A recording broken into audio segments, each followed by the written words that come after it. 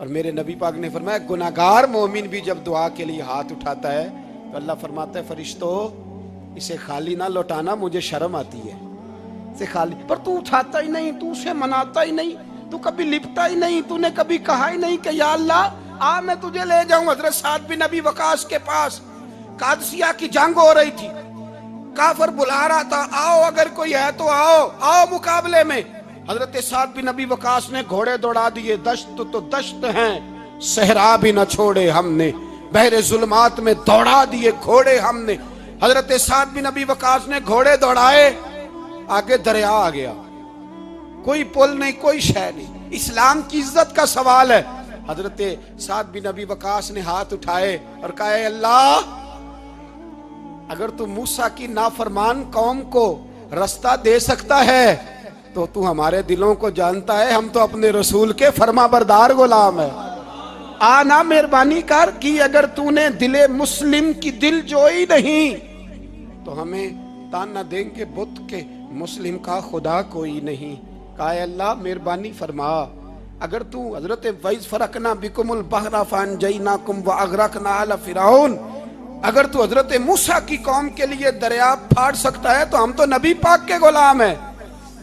صحابہ کہتے ہیں جناب سعد نے دعا مانگی تو دریا نے رستہ عطا فرما دیا۔ یار تو دعا بھی نہیں مانگتا؟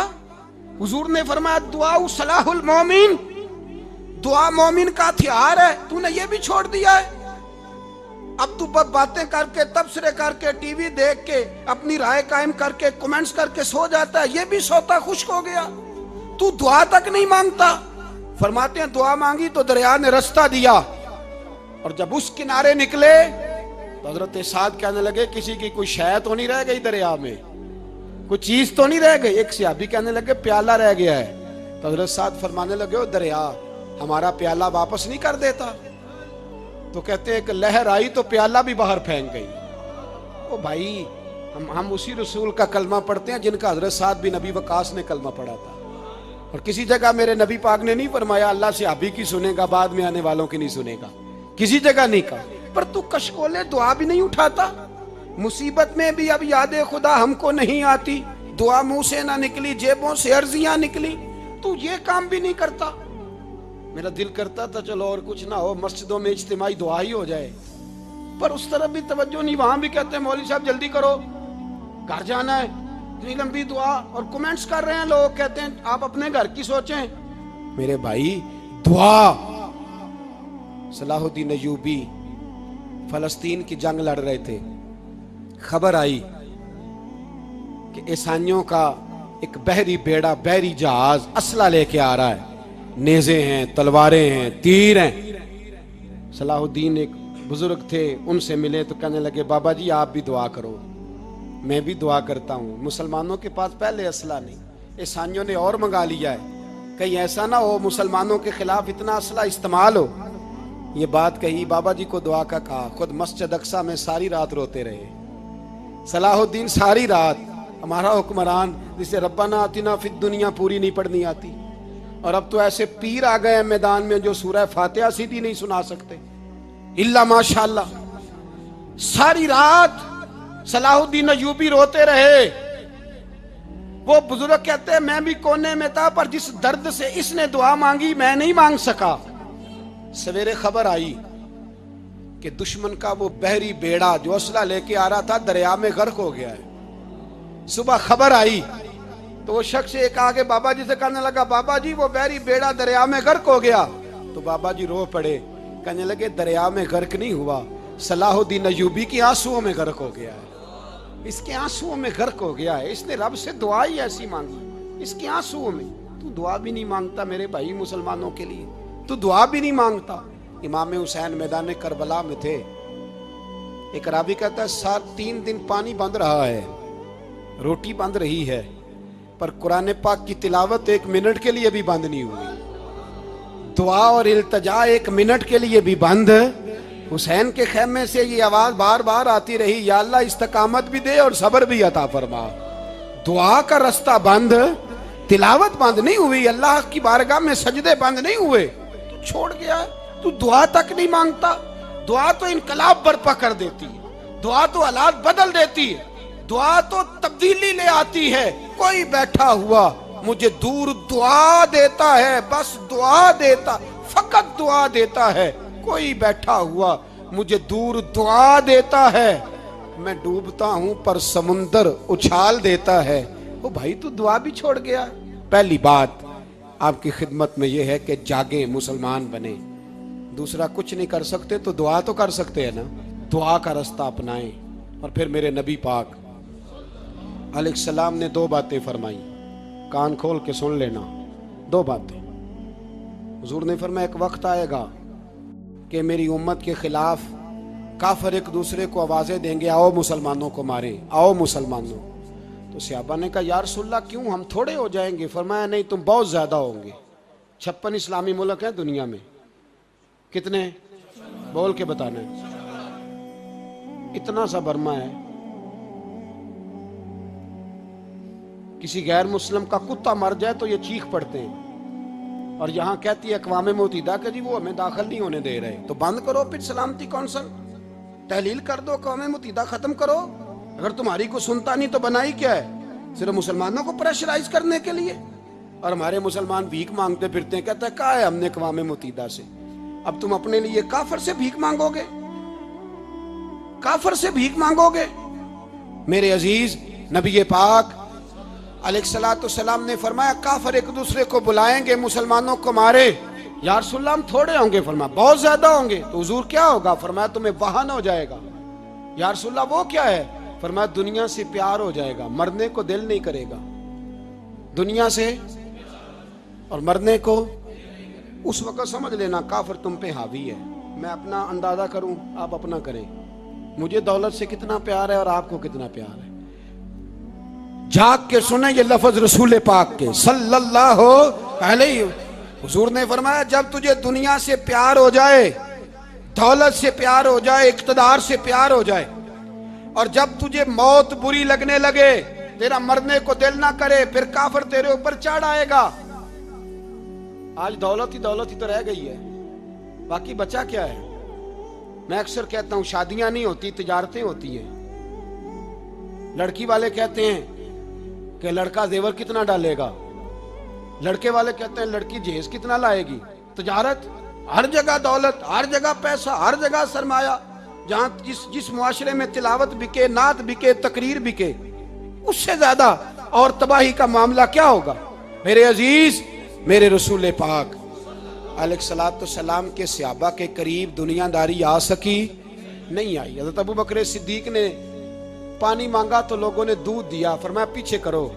ابو بکر نے نعمتیں چھوڑ دیے. اب ابو بکر وہ والا کام کرتا ہے جو رسول پاک نے کیا ہے. فرمایا نہ دودھ شاید پیش نہ کرو, جو مانگتا ہوں بس وہ دو. حضرت ابو بکر صدیق نے بڑے مالدار تھے. حضرت عمر فاروق رضی اللہ تعالیٰ عنہ کے پاس صحابہ کرام جمع ہو کے آئے. کون سا ایسا شخص ہے جس کی تنخواہ میں اضافہ ہو جائے؟ تو لوگ کہتے ہیں نہیں مجھے نہیں چاہیے. پر ہم نے وہ لوگ دیکھے ہیں. حاجی صادق صاحب کو مسجد والوں نے کہا 1000 روپیہ تنخواہ بڑھانی ہے, تو حاجی صاحب کہنے لگے میرا بڑا سونا گزارا ہوتا ہے, مینوں نہیں بڑے نے. حضرت سیدنا عمر فاروق رضی اللہ عنہ صحابہ اکٹھے ہو کے گئے. کہنے لگے عمر حضور کے زمانے میں بظاہر غربت رہی, جناب صدیق اکبر کے زمانے میں غربت, اب تو بڑی ریل پیل ہے, بحرین سے لاکھوں کا مال آتا ہے, آپ کو بڑے بڑے سفیر ملنے آتے ہیں, پر آپ وہی پرانا کرتا اور وہی تامت جو کئی جگہ سے سی آپ نے کئی جگہ سے پھٹی. اور حضرت عمر ایک دن عید کی نماز پڑھانے گئے تھے تو ننگے پیر ہی چلے گئے. لوگوں نے کہا جوتا, فرمایا ٹوٹ گیا تھا یار, پہننے کے قابل نہیں تھا. فرمایا ننگے پیر آ گئے ہو, لوگ کیا کہیں گے؟ فرمایا چھوڑو, عمر کے پاؤں ننگے ہیں لیکن عمر کے کردار میں تو کوئی شک نہیں نا, پیر ہی ننگے ہیں نا, کیا ہوا؟ چھوڑو اس بات کو. کوئی پیار نہیں دنیا داری سے, دولت سے, کوئی چکر ہی نہیں. حضرت سیدنا عمر فاروق رضی اللہ تعالیٰ عنہ کو صحابہ نے اکٹھے ہو کے کہا, یہ ہے امت کے بیدار ہونے کے طریقے جو عرض کر رہا ہوں. کہا جناب آپ اب بڑا مال غنیمت ہے, اور جس طرح ہر صحابی کا حصہ ہے آپ کا بھی حصہ ہے, تو ایک نیا کرتا ہی ڈال لیں آپ خرید کے. اب جب مشورہ ہو گیا صحابہ میں تو کہنے لگے عمر سے بات کون کرے گا؟ نیا کرتا پہننے کی عمر سے بات کس کو برا لگتا ہے جی؟ نیا کرتا کون بات کرے گا؟ حضرت سیدنا علی المرتضیٰ کا انتخاب ہوا. کہنے لگے مولا علی کی بڑی عزت کرتے ہیں, ان سے بڑا پیار کرتے ہیں, ان سے بات کرتے ہیں. تو حضرت علی کو بلایا گیا, عرض کی حضور مہربانی فرمائیں. حضرت عمر سے کہے نئے کرتے کے لیے. آپ فرمانے لگے عمر میری بڑی قدر کرتا ہے, بڑی بات سنتا ہے, پر یہ والا کام نہیں میں عمر سے کہہ سکتا, یہ کسی اور سے کہو. تو کہنے لگے آپ رہنمائی کر دیں, کس کو کہیں؟ تو جناب علی المرتضیٰ فرمانے لگے اگر حضرت عائشہ صدیقہ سے کہو گے تو عمر فوراً مان جائے گا, وہ مومنوں کی ماں ہیں. صحابہ حضرت عائشہ کے پاس, اماں جی عمر کو بلائیں, ان کو کہیں. بڑے بڑے سفیر آئے ہوتے ہیں, وہی پرانے کپڑے پہن کے بیٹھ جاتے ہیں. اللہ اکبر. حضرت عائشہ نے پیغام بھیجا, فرمایا عمر کو بلاؤ. عمر فاروق دوڑے ہوئے آئے, پردے کے پیچھے حضرت عائشہ کے پاس گھٹنوں کے بل, اماں جی دیر تو نہیں کر آیا میں آنے میں؟ حکم ہو, حضور کے گھر سے پیغام آیا. بڑے بڑے سفیروں کو چھوڑ کے بھاگے. حضرت عائشہ صدیقہ کہنے لگی عمر دیکھو جائز پیسے ہوں تو اسلام اچھے لباس سے منع نہیں کرتا, اب بڑا بڑا مال آیا ہے, اب تیرا بھی حصہ ہے, تو صحابہ کرام کی خواہش ہے کہ نیا کرتا پہن لو. بڑے بڑے سفیر آتے ہیں, حرج بھی کوئی نہیں, جائز بھی ہے, کو منع نہیں. حضرت عمر نے گردن جھکا, جی اماں جی, جی اماں جی, جی اماں جی. حضرت عائشہ کہتی ہیں بات ختم ہوئی, عمر نے گردن اٹھائی تو عمر کی داڑھی آنسوؤں سے بھری ہوئی. کہتی ہے مجھے کہنے لگے اماں جی میں تو صرف مسجد میں دیکھا کرتا تھا, آپ تو مصطفیٰ کو دن رات دیکھتی تھیں, جس طرح کے کرتے آمنہ کے لال نے پہنے ہیں مجھے بھی پہنا دو, میں تیار ہوں, میں پہن لوں گا, میں تیار ہوں, پر جس طرح کے میرے نبی نے پہنے. حضرت عائشہ کہتی ہے میں پھوٹ کے روئی, میرا پلو آنسوؤں سے بھر گیا. فرماتی ہیں میں عمر کی بات سنتی گئی تو میرا پلو آنسوؤں سے, میں نے کہا عمر تو جا, تو ٹھیک ہے. فرماتی ہے عمر فاروق سلام کر کے اٹھے, امیر المومنین چلے گئے. اس کونے میں صحابہ چھپے ہوئے تھے, وہ آئے, کہا اماں جی کیا بات ہوئی؟ تو میں پھر رو پڑی. میں نے کہا کیا بتاؤں, تمہیں پرانے کرتے نظر آتے ہیں, اسے محمد عربی کے جلوے نظر آتے ہیں, اسے رسول اللہ کا رنگ نظر آتا ہے, اسے وہ غلامی نظر آتی ہے. عمر کو دنیا سے پیار, اور دنیا سے پیار نہیں تھا, دعا پتہ کیا تھی؟ یوں جھولی اٹھا کے اللہ مرزقنا شہادتن فی سبیلک وجعل موت فی بلد حبیبک. اللہ عمر کو بسترے والی موت نہ دینا, موت شہادت کی دینا, پر میں میدان میں جا کے نہیں مرنا چاہتا, مجھے رسول اللہ کے شہر میں موت چاہیے, باہر جا کے نہیں, یہی میدان لگے مدینے میں, یہی موت آئے, اسباب بنا, میں مدینہ بھی نہیں چھوڑنا چاہتا. او بھائی ان لوگوں کو نہیں پیار تھا. جناب صدیق اکبر کا وصال ہوا تو زہر کے اثر سے, وہ جو آپ کو زہر لگا تھا, بعض مفسرین نے لکھا ہے کبھی کبھی وہ جو سانپ نے ڈسا تھا تو کبھی کبھی اس کا اثر آتا تھا, بس اللہ نے شہادت دینی تھی کبھی کبھی, ورنہ تو بڑی شفائیں تھیں. حضرت عمر شہید, حضرت عثمان, جناب علی, امام حسن, امام حسین, علی اکبر, علی اصغر, حضرت عباس, حضرت سعد بن معاذ, حضرت امیر حمزہ, مصعب بن عمیر. میرے محبوب نے تو لسٹ بنائی شہیدوں کی, لسٹ بنائی شہیدوں کی. شہادت سے پیار کیا رسول اللہ صلی اللہ علیہ وسلم کے غلاموں نے, پیار کیا شہادت سے, اسی لیے تو کافر اٹھ نہیں سکا کہ شہادت سے. حضرت سعد بن معاذ رضی اللہ تعالیٰ عنہ کو زخم لگ گیا, جنگ سے زندہ آ گئے لیکن زخم ہے, رو کے کہنے لگے محبوبہ سارے شہید ہو گئے, میں ایسے ہی رہ گیا. حضور نے فرمایا نہیں, رب تجھے بھی شہادت کی موت ہی عطا فرمائے گا. اسی زخم میں پردہ ہو گیا. میرے بھائی حضرت عمر بن جموح رضی اللہ تعالیٰ عنہ 4 بیٹے لے کے احد کے میدان میں آئے, کہا محبوبہ میرے 4 ہی تھے, میں سارے لے آیا ہوں, سارے ہی قبول ہیں؟ فرمایا ٹھیک ہے. پھر خود بھی زرہ پہن لی, ایک ٹانگ سے لنگڑے تھے, ٹانگ چھوٹی تھی. حضور نے فرمایا تو نے کیوں لباس پہن لیا ہے؟ کہا حضور میں نے بھی تو جہاد پہ جانا ہے نا. تو حضور نے فرمایا تیرے 4 بیٹے جو جا رہے ہیں. تو کہا یا رسول اللہ کیا لنگڑے جنت میں نہیں جا سکتے؟ حضور لنگڑے اللہ کو قبول نہیں, میں نہیں جا سکتا.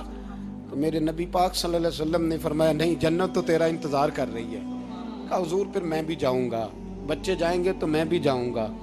ایک بی بی احد کے دن 3 سال کا بچہ لے کے گھر سے نکلی، بیبیوں کو کہتی ہے میرا خامد بھی بدر میں شہید ہوا، بھائی بھی اور باپ بھی، آج حضور نے پھر بلایا ہے، دل کرتا تھا کوئی جوان بیٹا ہوتا تو میں پیش کرتی، پر اب میرے پاس یہ 3 سال کا ہی ہے۔